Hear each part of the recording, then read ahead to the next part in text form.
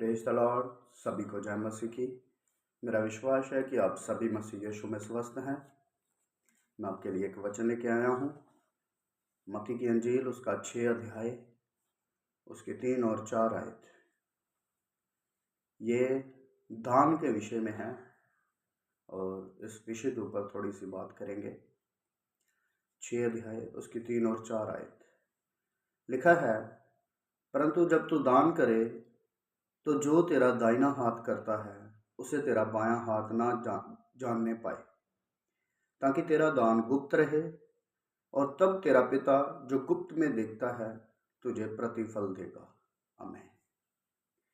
ये प्रभु के वचन में लिखा है कि जब भी तू दान करता है, जो तेरा दाहिना हाथ करता है वो तेरा बायां हाथ ना जानने पाए, और जो भी तू दान करता है वो दान गुप्त रहे, ताकि पिता जो गुप्त में तुझे देखता है वो तुझे उसका प्रतिफल दे। अजीजों, आज जब हम थोड़ा सा भी दान करते हैं, सपोज एग्जाम्पल के तौर पे किसी ने चर्च में फ्रिज दान कर दी। कई चर्चों में मैंने देखा है पंखे लगे हैं और पंखों के जो पर होते हैं उसके ऊपर नाम लिखा है, इसकी याद में, इसके बेटे ने, इसने। प्रभु का कलाम कहता है कि जब तू दान करता है तो अपने सामने तुरी ना बजवा, शांत रह, गुप्त में दान कर, ताकि तेरा पिता जो गुप्त में तुझे देखे वो उसका प्रतिफल दे। हम आज चर्च में अगर 1000 रुपया भी दान करते हैं तो चिल्ला चिल्ला के बोलते हैं, हाथ उठा उठा के बोलते हैं कि 1000 रुपया हम देंगे, 1000 रुपया हम देंगे, 2000 हम देंगे, 10,000 हम देंगे। कितनी भी अमाउंट आप ले लो, परमेश्वर के राज्य में पैसे की क्या वैल्यू है? अगर हम परमेश्वर के राज्य की बात करें, अगर हम परमेश्वर के कामों की बात करें, तो वहां पे पैसे का कोई मतलब नहीं है। दान सिर्फ पैसे का नहीं। अगर आप दान देना चाहते हो, अपने समय का दो। कभी आपने परमेश्वर के राज्य में अपना समय दिया है? अगर दान देने से पैसे का, अगर पैसा देने से आपको परमेश्वर के राज्य में जगह मिलती है, तो इस पृथ्वी पर बहुत ऐसे लोग हैं जो करोड़ों, अरबों, खरबों रुपया दान करते हैं, जो हमारी गिनती में भी नहीं है। तो फिर तो स्वर्ग में उनका स्थान पक्का है। दान देने का मतलब है, यहाँ पे बेसिकली एक पैसे की बात हुई है कि जो तेरा दाहिना हाथ देता है वो बायां ना करे, ना जानने पाए। पर मैं आपके साथ एक बात शेयर करना चाहता हूँ, अपने मन की बात। प्रभु के राज्य में अगर आपने दान करना है तो हर एक चीज का दान करें, अपने समय का दान करें। सबसे पहले आप प्रतिदिन परमेश्वर के सामने आए, एक समय नियुक्त करें परमेश्वर के साथ बात करने का, एक समय नियुक्त करें परमेश्वर के सामने बैठने का, प्रार्थना करने का, तो वो आपका समय का दान हो गया। अगर आपने दान करना है तो किसी प्यासे को आप पानी पिलाएं। रोड चलते हुए ये ना देखें वो कौन है। अगर कोई भूखा आपको लगता है, किसी को जरूरत है, उसे खाना खिलाएं। अगर आपको लगता है कि किसी को कपड़े की जरूरत है, उसे कपड़े दिलाएं। ज्यादातर इसी आयत को लेकर, वर्ष को लेकर दान के ऊपर प्रचार होता है। प्रभु ने एक जगह कहा, हे झुंड, मैं तुम्हें नहीं जानता। क्यों? जब मैं तेरे पास आया, मैं भूखा था, तूने मुझे खाने को नहीं दिया। मैं प्यासा था, तूने मुझे पानी नहीं पिलाया। मेरे पास वस्त्र नहीं थे, मैं नंगा था, तूने मुझे पहनने के लिए वस्त्र नहीं दिए। मेरे पास रहने के लिए मकान नहीं था, तूने मुझे ठहरने के लिए घर नहीं दिया, जगह नहीं दी। और एक तरफ कुछ लोग हैं, उन्हें परमेश्वर प्रभु यीशु मसीह कहते हैं कि जब मैं तेरे पास आया तूने मुझे खाने को दिया, जब मैं प्यासा था तूने मुझे पानी पिलाया, जब मेरे पास वस्त्र नहीं थे, मैं नंगा था, तूने मुझे वस्त्र पहनाए, और जब मैं बीमार था तूने मेरी सुधि ली। तो वो दोनों जो छोटे छोटे झुंड हैं वहाँ पे, जो कुछ लोग खड़े हैं जिनसे प्रभु यीशु मसीह बात कर रहे हैं, पहला उनसे सवाल करता है कि प्रभु कब आप मेरे पास आए कि मैंने आपको नहीं दिया? अगर आप आते, ऐसा हो ही नहीं सकता कि मैं आपको नहीं देता। और उसी तरफ दूसरे लोग सवाल कर रहे हैं प्रभु से कि प्रभु आप कब हमारे पास आए कि हमने आपको दिया?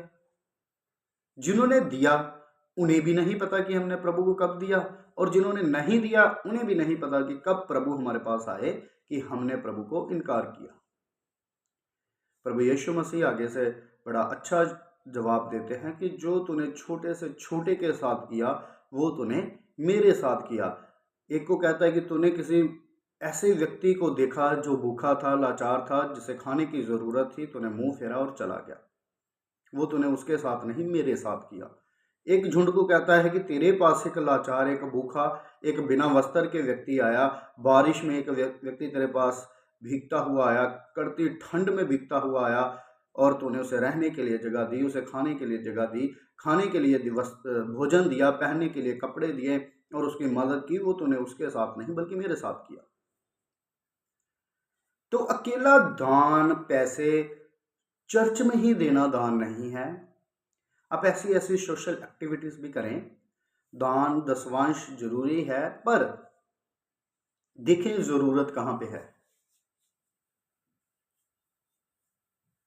अगर आपको कोई ऐसा व्यक्ति, कोई ऐसी फैमिली जानती है जिनके पास खाने और कमाने के लिए नहीं है, बड़े ऐसे बुजुर्ग हमारे नज़दीक होते हैं जिनके बच्चे नहीं होते, जिनके बच्चों ने घरों से निकाल दिया होता है, बड़े ऐसे आश्रम्स बने हुए हैं, वृद्ध आश्रम हैं, चाइल्ड केयर होम हैं। तो ऐसी ऐसी जगहों पे क्यों ना हम थोड़ी थोड़ी ज़रूरत की चीज़ें देते रहें। अगर कोई ऐसे फैमिली को आप जानते हैं जिनके बच्चे नहीं हैं और वो बुज़ुर्ग हैं और उनका गुजर बसर बड़ी मुश्किल से चल रहा है, क्यों ना हम वहाँ पे 5 किलो आटा, 1 किलो चीनी, आधा किलो पत्ती, कुछ दाल और कुछ सामान उनकी ज़रूरत का उन्हें दें। अगर हम ऐसा करते हैं तो भी हम परमेश्वर के लिए, प्रभु यीशु मसीह के लिए करते हैं। और बड़ी बात यह है कि अगर आपको इसका प्रतिफल चाहिए, चाहे आप चर्च में डोनेशन करो, चाहे आप ऐसे सोशल एक्टिविटीज करो, चाहे आप कुछ भी करो, अगर आपको इन चीजों का प्रतिफल चाहिए तो कृपया करके करने के बाद तुरी ना बजवाओ, अपने नाम का डंका ना बजवाओ कि मैंने ये कर दिया, मैंने वो कर दिया, मैंने चर्च में 50,000 दे दिया था, इस बार मैंने इतने परिवारों के घरों को चला दिया, मैंने ये कर दिया, मैंने वो कर दिया, मैंने उसकी मदद की, मैंने उसकी मदद की। ऐसा ना बुलवाएं। ऐसा करने से आप परमेश्वर की दृष्टि में सही नहीं ठहरते। आप करने वाले कौन हैं?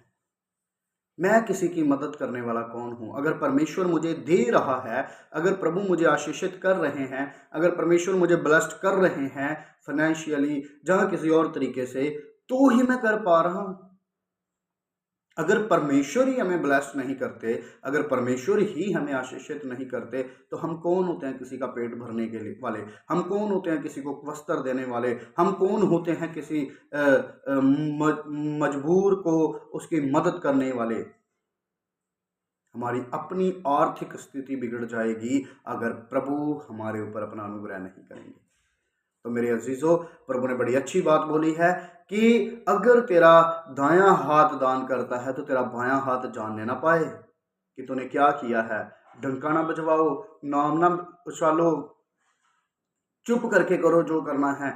लोगों को दिखाने के लिए नहीं, बल्कि अपने प्रभु को दिखाने के लिए करो। परमेश्वर की दृष्टि में अपने आप को साबित करने के लिए करो, लोगों के सामने नहीं। आप जितना मर्जी किसी के सामने अच्छे काम करी चलो, अगर लोगों ने प्रभु यीशु मसीह को नहीं अपनाया, उन्हें बुरा बोला, उन्हें गालियां दी, उन्हें मारा गया, उन्हें कुचला गया, उनके मुंह पर थप्पड़ मारे गए, उनके मुंह पर थूका गया, तो आपके साथ इससे भी बेहतर हो। लोगों के लिए नहीं, बल्कि अपने प्रभु के लिए, प्रभु के राज्य को बढ़ने के लिए। ये ना देखें वो कौन है, मदद करें, अपना हाथ बढ़ाएं। प्रभु ने कहा तेरे हाथ मांगने वाले नहीं बल्कि देने वाले होंगे। तो आज हमारे हाथ देने वाले कम, मांगने वाले ज़्यादा हैं। गुस्सा ना करें। प्रभु आप सबको आशीष दे, प्रभु आप सबको बरकत दे। सबको जय मसीह की।